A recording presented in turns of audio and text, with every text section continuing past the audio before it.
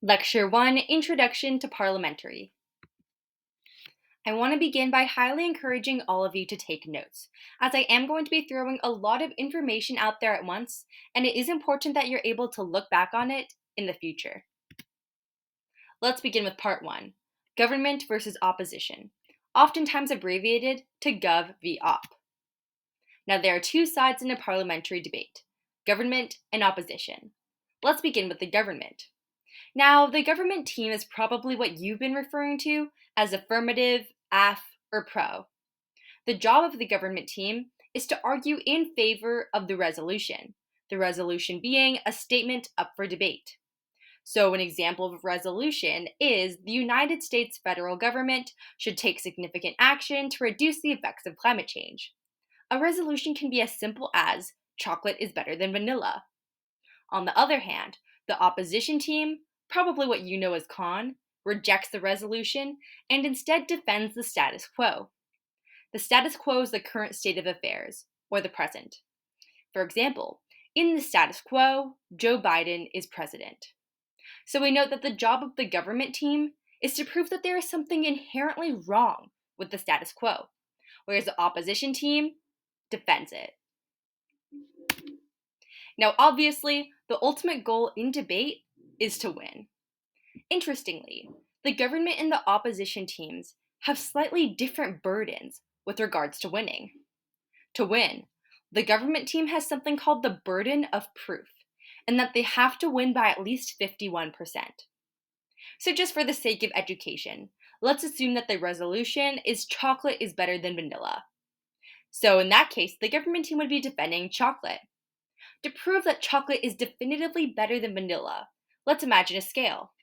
The government team has to prove that chocolate somehow outweighs vanilla, in that it is somehow superior. Well, on the opposition side, they have something called presumption. Now, presumption indicates that opposition can win by 50% as opposed to 51. So let's return to the scale. Let's say that no side can definitively prove that chocolate or vanilla are better. In that case, the opposition team wins by default because they can win by 50%. All they have to do is even the playing field. And this is considered a powerful weapon. It is because of presumption alone that opposition is often considered an easier side to support, as it can be used as a weapon. For example, let's return to the resolution, chocolate is better than vanilla. In this case, because of presumption, the opposition team's burden is not to prove that vanilla is better than chocolate, rather that chocolate and vanilla are equally good. So, with that regards, opposition has an advantage over Gov. However, the government team has a specific right called the right to define, whereas the opposition team must adjust their case to fit government team's definitions. Well, what do I mean by the right to define? Well, specifically, the government team can frame the round however they want. It's actually interesting in that in parliamentary debate, you're not necessarily debating the resolution itself, but the government team's interpretation of the resolution. So, for example, the government team gets to define all the relevant terms in the resolution. Let's pretend that the resolution is schools should ban homework. Now, in this case, it's unclear what the word schools is referring to. The government team gets to decide if schools refer to all public K through 12 schools in the US, all public elementary schools in California, etc. They also get to define the case type, which I'm going to discuss a bit later, and which way the round on. This doesn't have to make perfect sense yet. Just remember that Gov has the right to define, whereas opposition must adjust their case to fit within the government team's definitions. Now let's discuss speaking times. In parliamentary debate, you receive the resolution in round. Then you receive 15 or 20 minutes to prepare, depending on the tournament. After that, you have a 40-minute debate made up of 6 speeches, 3 on the government side and 3 on the opposition side. Parliamentary happens in teams of 2, in that you have 2 people on the government side and 2 people on the opposition side. You'll note that there are 3 speeches on each side, so 1 person on each team speaks twice. Let's look at each speech individually. Each individual rectangle represents a different speech. You'll notice that the huge numbers in the center of each rectangle represent the length of the speech. So we have a 7-minute government speech, followed by an 8-minute opposition speech, etc. Now you'll notice a couple of things. Number one, opposition actually speaks 2 times in a row right here. You'll notice the 8-minute constructive on the opposition side, and then that's immediately followed by a 4-minute rebuttal. This is called the block, spelled B-L-O-C. Interestingly, this block is considered a weapon, as it is 12 minutes of uninterrupted speaking time on the opposition side, whereas the government team, as you can see at the very end, only has 5 minutes to respond. However, the government team also opens and ends the debate, so it evens out. Something else you may notice is that at the bottom of each speech, you'll notice the words constructive or rebuttal. Now, these words can be a bit misleading, so don't get confused. Constructive simply means that you are allowed to introduce new information, whereas in a rebuttal speech, you are not allowed to introduce new information. So the first 4 speeches of the round are constructive, and the last 2 are rebuttal. So in the last 2 speeches of the round, debaters are not allowed to introduce new information. So we're going to go over a bit later how you can still prove to the judge that you've won without bringing up anything new. Finally, you'll notice that at the bottom of each rectangle is a speaker role. On the government team side, you have the Prime Minister and the member of government. The Prime Minister speaks twice, once at the very beginning and once at the very end, whereas the member of Gov speaks once, right here in the 8-minute constructive. On the opposition side, you have the leader of opposition, who speaks twice, once at the second speech and once at the second to last speech. And then you have the member of opposition, who speaks once, right here. You'll notice that the members in both cases speak once. Part 2, case types. Now, you may remember that when I was discussing the right to define on the government team side, I mentioned that the government team got to define case types. Now, it's kind of difficult at the beginning to wrap your head around the concept of a case type. Essentially, depending on the type of resolution, the government team gets to define the case type, and in doing so, deciding the structure of the round and what each side has to prove. There are 3 case types: fact, value, and policy. In a fact case type, you'll notice that it says true versus false. So the government team decides that the resolution is true, whereas the opposition team has to prove that it is false.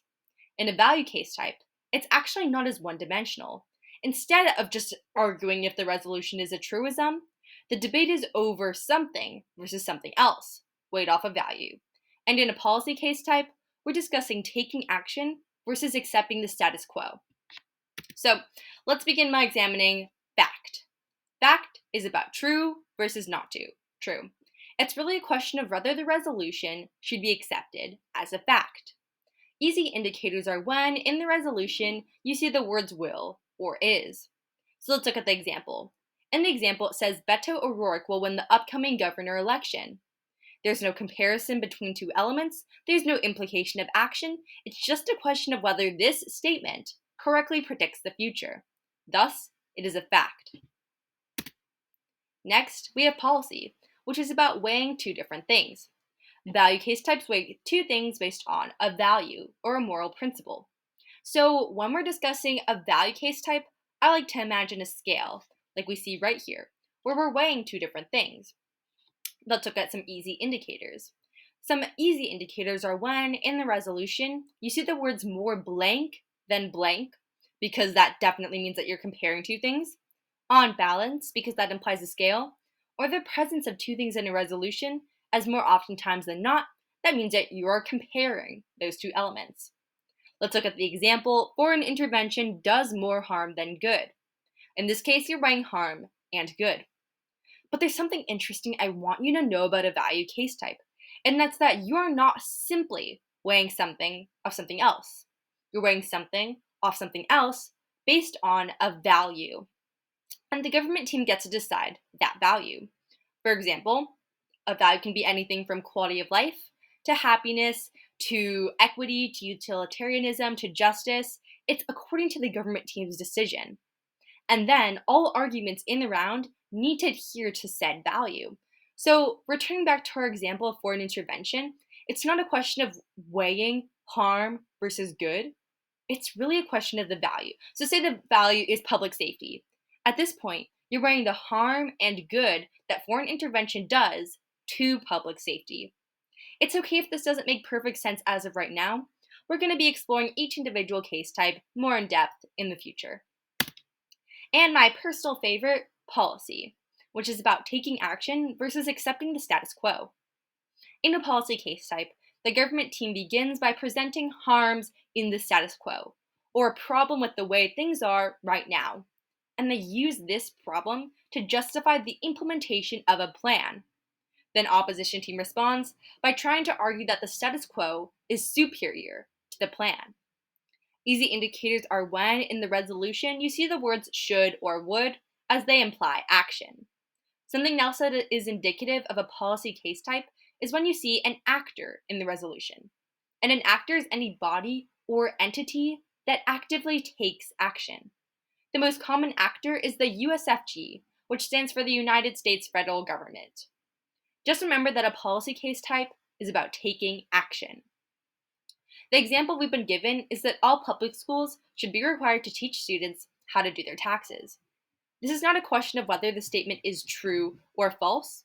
This is not an implication of weighing. All we're doing in this case is asking whether this plan should be implemented. As in the status quo, public schools are not required to teach students how to do their taxes. Part 3. Basic argument structures. I'm sure you've all used Toulmin's model at one point in your life. Toulmin's model is the foundational and basic model that all arguments in parliamentary debate adhere to. Whether it's contentions, counter-contentions, harms, advantages, disadvantages, we always use Toulmin's model. Toulmin's model begins with a claim, or a sentence to sum up the argument. Then, the claim is followed by data, which is the evidence and or logic to support the claim. Now, note that data does not always have to be hard facts or statistics. While those are perfectly viable forms of data, an equally viable form of data is a logic chain.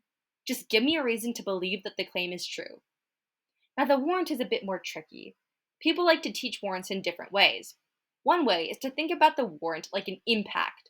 Tell me why the claim is significant. So you can impact it out to maybe increased poverty, decreased quality of life, environmental impacts. Tell me why, if the claim is true, we should care. Now, an alternative way to think about the warrant is tell me why the data connects to the claim. If the data is true, then why does the claim still stand?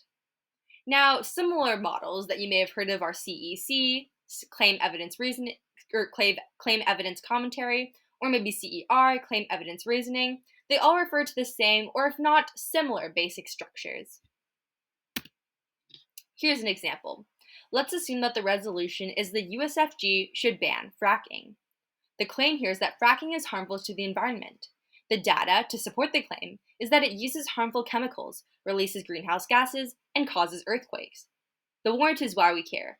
Well, we care that fracking is harmful to the environment because then it will cause climate change, making it difficult to grow food, leading to poverty, resource wars, and lower qualities of life. Part 4, Review. So remember, there are two sides in a parliamentary debate, government and opposition. The government team argues in favor of the resolution, whereas the opposition team opposes it. The government team has the burden of proof, and that they only have to prove their case by 51%, whereas the opposition team has presumption, and that they have to prove their case by 50%. The government team has the right to define, whereas the opposition team must adjust their definitions to adhere to the government team's definitions.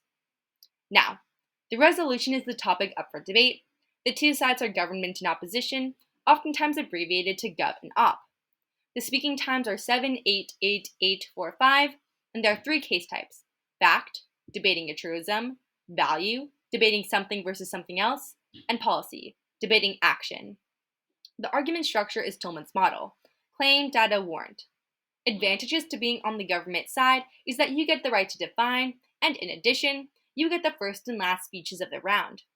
However, on the other side, the opposition team gets presumption in that they only have to prove their case by 50%, and they get the block, and that they have 12 minutes of uninterrupted speaking time towards the end of the debate.